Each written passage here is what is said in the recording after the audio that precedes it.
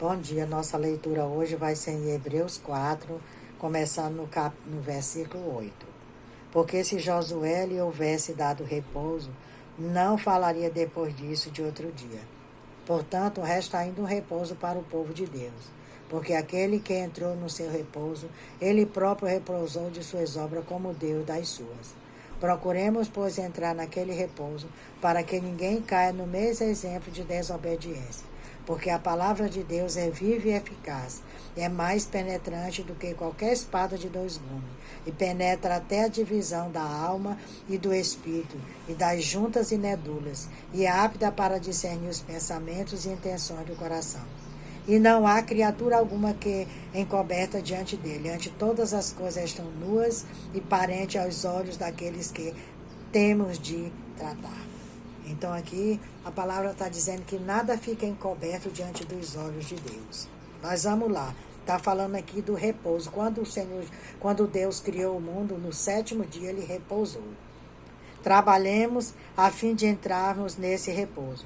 Trabalhe como se tudo dependesse do seu trabalho e ore como se tudo dependesse de sua oração.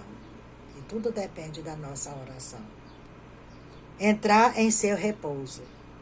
O avivamento espiritual, que não possui base no princípio do repouso divino, é aquele que termina em pura adrenalina. Uma das maiores tentações para os pregadores e participantes dos encontros de avivamento é acreditar na ideia de que o avivamento deve manter uma energia elevada, frenética, para ter continuidade. No entanto, o sono, o modo mais simples de renovação mental e física, deveria dar-nos uma pista do princípio de que o repouso é não a imperatividade, é fundamental para um avivamento duradouro.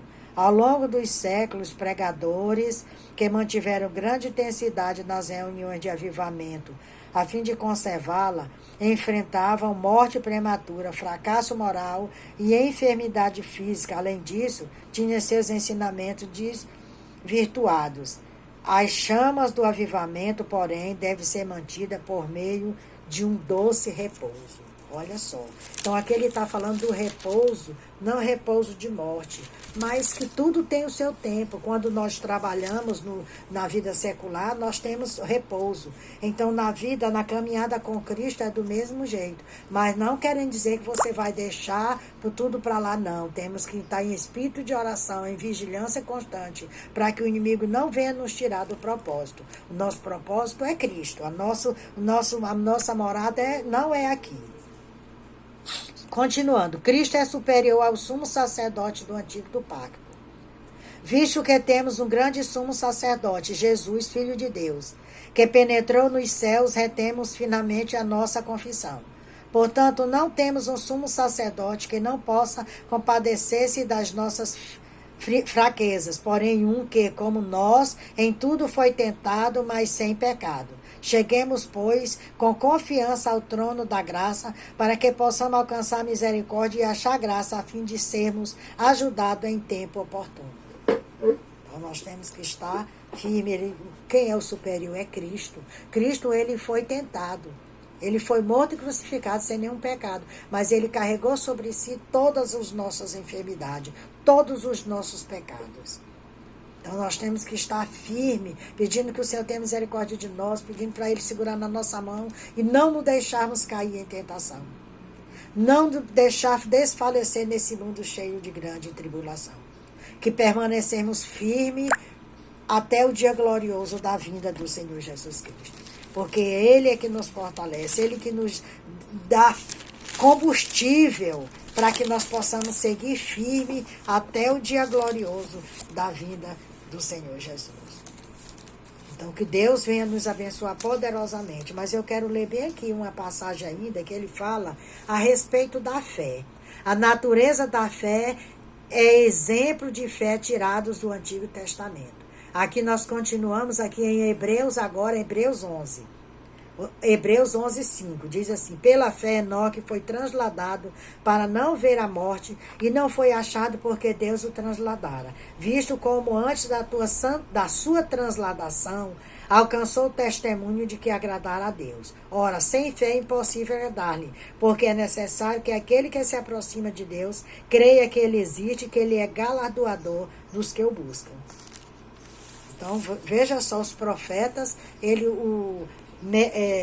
Enoque, ele foi arrebatado. Não foi encontrado sua sepultura.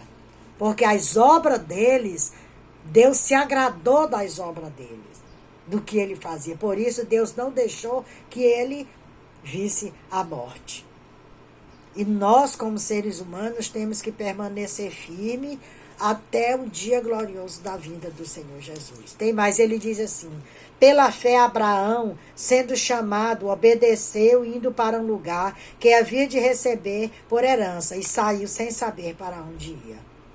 Então, quando o Senhor disse a Abraão, sai da terra de Ur, ele não questionou. Ele não disse, Senhor, para onde eu vou, eu vou. Não, ele só obedeceu a voz do Senhor e seguiu. Como o próprio texto aqui diz que ele não sabia para onde ele ia, mas ele seguiu firme na promessa, porque ele sabia, ele conhecia o Deus que ele servia e ele sabia que Deus ia cumprir aquilo que prometeu para ele.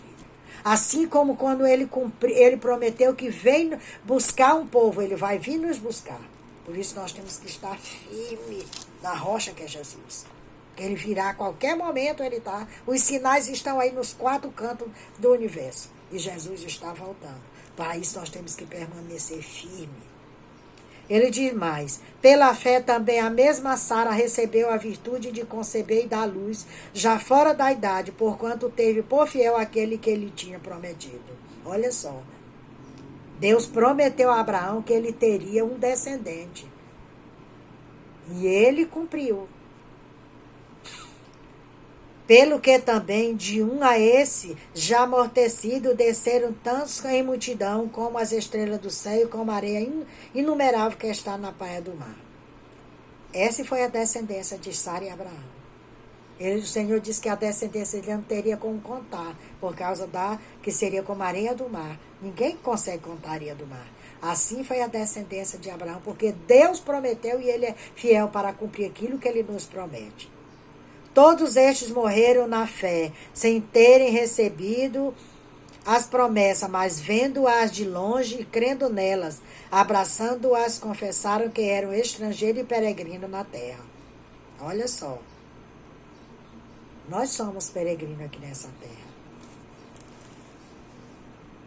Porque os que isso dizem claramente mostrou que buscam uma pátria. E se na verdade se lembrasse daquele de onde haviam saído, teriam a oportunidade de retornar. Mas agora desejam uma melhor, isto é, a celestial. Pelo que também Deus não se envergonha deles, de se chamar seu Deus, porque já lhes preparou uma cidade. Eles confiavam no Deus que lhes servia.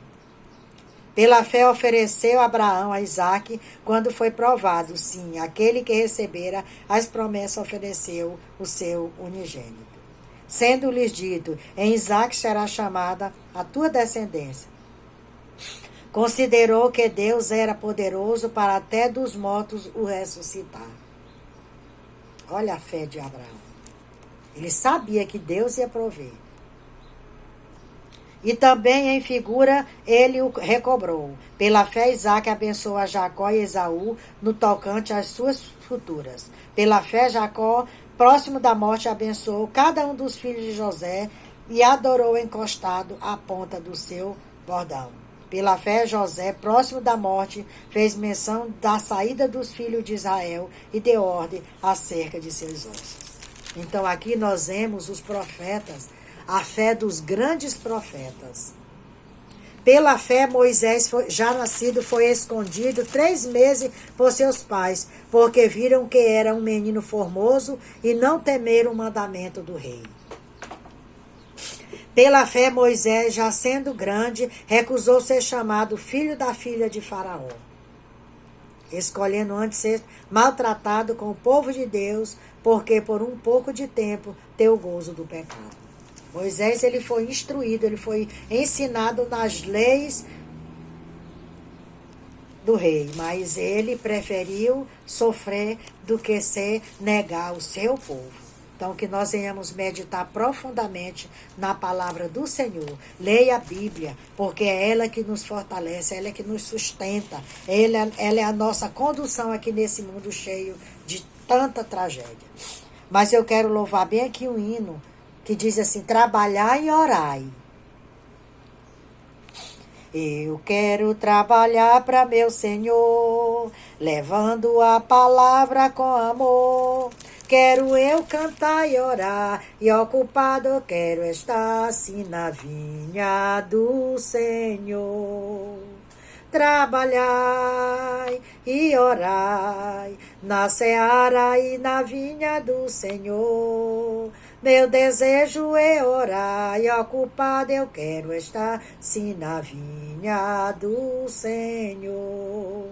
Eu quero cada dia trabalhar, escravo do pecado libertar, conduzi-los a Jesus, nosso guia, nossa luz, sim na vinha do Senhor. Trabalhai e orai, na seara e na vinha do Senhor. Meu desejo é orar, e ocupado eu quero estar, sim na vinha do Senhor. Eu quero ser ombreiro de valor, confiando no poder do Salvador. Se quiseres trabalhar, acharás também lugar, sim na vinha do Senhor. Trabalhai e orai, na seara e na vinha do Senhor. Meu desejo é orar, e ocupado eu quero estar, sim na vinha do Senhor. Que o Senhor Jesus venha nos abençoar. Me siga lá no YouTube, Raimunda Nunes, Mensagem de Salvação. Vamos trabalhar na seara do Senhor.